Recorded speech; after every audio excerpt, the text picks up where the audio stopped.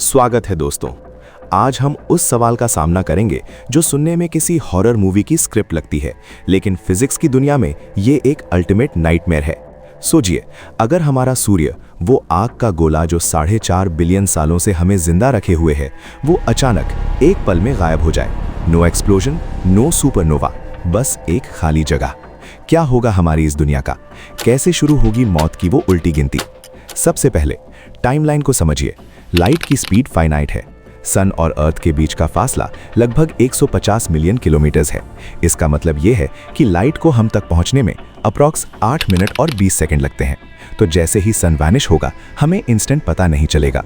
शुरुआत के 8 मिनट दुनिया बिल्कुल नॉर्मल चलेगी। इस पॉइंट पर no one knows anything. New York में लोग कॉफी पी रहे होंगे, मुंबई के लोकल ट्रेन्स में भीड़ होगी, टोक्यो में नियॉन लाइट्स चमक रही होंगी। हम लाइट को पाथ पर ऑब्जर्व कर रहे हैं and for 8 magical minutes everything feels fine. बच्चे खेल रहे हैं, पंछी उड़ रहे हैं और धरती अपनी रफ्तार से घूम रही है। पर यह पीस सिर्फ एक इल्यूजन है।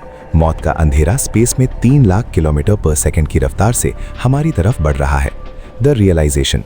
8 मिनट 20 सेकंड के मार्क पर लाइट अचानक बंद हो जाएगी। पूरे प्लैनेट पर एक साथ एक इंस्टेंट में डार्कनेस छा जाएगी। It won't be like a regular sunset. Regular sunset में एटमॉस्फेयर लाइट को स्कैटर करता है, शेड्स दिखते हैं, पर यहाँ सिर्फ एक एब्सोल्यूट वॉइड होगा। लेकिन दोस्तों, सिर्फ रोशनी नहीं जाएगी। आइंस्टाइन की जनरल रिलेटिविटी बताती है कि ग्रेविटी की स्पीड भी वही है जो लाइट की है। मतलब जिस पल लाइट जाएगी, उसी पल ग्रेविटी का वो अदृश्य धागा यानी इनविजिबल स्ट्रिंग भी टूट जाएगा जिसने अर्थ को पकड़ रखा था।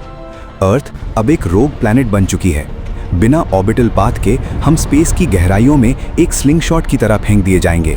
हम 30 किलोमीटर पर सेकंड की स्पीड से अंधेरे में भाग रहे हैं। चांद, जो हमारी ग्रेविटी से बंधा था, वो भी रास्ता भटक जाएगा। हमारा साथी हमसे हमेशा के लिए छूट जाएगा। चारों तरफ घनी काली अंधेरा छा जाएगा। शहरों में इमीडिएट केओस शुरू हो जाएगा। इमरजेंसी सिस्टम्स एक्टिवेट होंगे, पर लोग कंफ्यूज्ड हैं। सबसे बड़ा शॉक, हमारा चांद गायब हो चुका है। क्यों? क्योंकि मून की अपनी रोशनी नहीं होती, वो सिर्फ सनलाइट रिफ्लेक्ट करता है। अब स्काई में मून या प्लैनेट्स विजिबल नहीं रहेंगे। लेकिन एक अजीब चीज होगी, क्योंकि एटमॉस्फेयर अब सोलर रेडिएशन से शील्डेड नहीं है। हमें मिल्की वे गैलेक्सी और मिलियंस ऑफ ब्रिलियंट स्टार्स दिखाई देंगे। ऐसा स्काई जो इंसानों ने पहले कभी नहीं देखा। लोग बाहर निकलेंगे, स्काई को देखकर शॉक में होंगे, पर यह खूबसूरती मौत का पैगाम लेकर आई है। लाइट के बाद अगला दुश्मन है temperature. For a few hours हमारा एटमॉस्फेयर डे की हीट को होल्ड करेगा, but soon things get critical. Earth एक जायंट हीट रेडिएटर की तरह काम करने लगेगी, अपनी गर्मी स्पेस में फेंकती जाएगी। कुछ ही घंटों में ग्लोबल टेम्परेचर 10 से 20 डिग्रीज ड्रॉप कर जाएगा। एटमॉस्फेयर एक ऐसे घर की तरह बन जाएगा जिसके सारे दरवाजे सर्दियों में खुले हैं और हीटर टूट चुका है। पहाड़ी इलाकों में लोग ठंड से मरना शुरू हो जाएंगे। समुद्री इलाके थोड़े वक्त तक गर्म रहेंगे, पर कब तक? ग्लोबल इंफ्रास्ट्रक्चर कोलैप्स होना तय है। इलेक्ट्रिसिटी डिमांड स्काई रॉकेट होगी, क्योंकि हर इंसान हीटर चलाने की कोशिश करेगा। पावर ग्रिड्स ओवरलोड होकर फटने लगेंगे। सिर्फ वही देश बचेंगे जिनके पास न्यूक्लियर पावर या जियोथर्मल एनर्जी है। फॉसिल फ्यूल्स अब सोने, गोल्ड से ज्यादा कीमती हो जाएंगे। सर्वाइवल अब एक सिंगल फोकस एफर्ट है, गर्मी कैसे ढूंढें। Day 2 to Day 7, no light means no photosynthesis. दुनिया भर की सारी फसलें मरना शुरू हो जाएंगी। प्लांट्स फूड चेन की बुनियाद है, और वो बुनियाद अब टूट चुकी है। छोटे जानवर जो प्लांट्स पर डिपेंड करते हैं, वो सबसे पहले मरेंगे। उनके बाद बड़े हर्बीवोर्स, शाकाहारी जानवर मरेंगे। जंगल खामोश हो जाएंगे। अर्थ की 99% स्पीशीज फंक्शनली एक्सटिंक्ट होने की राह पर है। सिर्फ वही बड़े पेड़ बचेंगे जिनमें महीनों का एनर्जी रिजर्व है, पर वो भी बिना सूरज के सिर्फ लिविंग कॉर्प्सेस है। 1 महीना बीत चुका है। ग्लोबल एवरेज टेम्परेचर अब -100 डिग्री सेल्सियस हिट कर रहा है। रिवर्स चोक्ड है आइस से। ओशंस की ऊपरी सतह जम चुकी है। लेकिन यहाँ फिजिक्स का एक चमत्कार देखिए। आइस एक इंसुलेटर है। सरफेस जमने की वजह से नीचे का पानी लिक्विड ही रहेगा, क्योंकि धरती की इंटरनल हीट बाहर नहीं निकल पाएगी। एटमॉस्फेयर भी बदलने लगेगा। कार्बन डाइऑक्साइड जमकर ड्राई आइस की तरह बरसने लगेगी। स्काई बिल्कुल साफ हो जाएगा, पर हवा इतनी ठंडी होगी कि सांस लेना मौत को बुलावा देना होगा। इंसान अब सरफेस पर नहीं रह सकते। हम चूहों की तरह जमीन के नीचे बंकर्स में छुप जाएंगे। जियोथर्मल एनर्जी हमारी आखिरी उम्मीद होगी। आइसलैंड जैसे देश शायद सबसे ज़्यादा सर्वाइव करें, क्योंकि वहाँ नेचुरल वॉल्केनिक हीट है। हम एलईडी लाइट्स के नीचे खाना उगाएंगे, लेकिन पॉपुलेशन 8 बिलियन से घटकर शायद कुछ लाख रह जाएगी।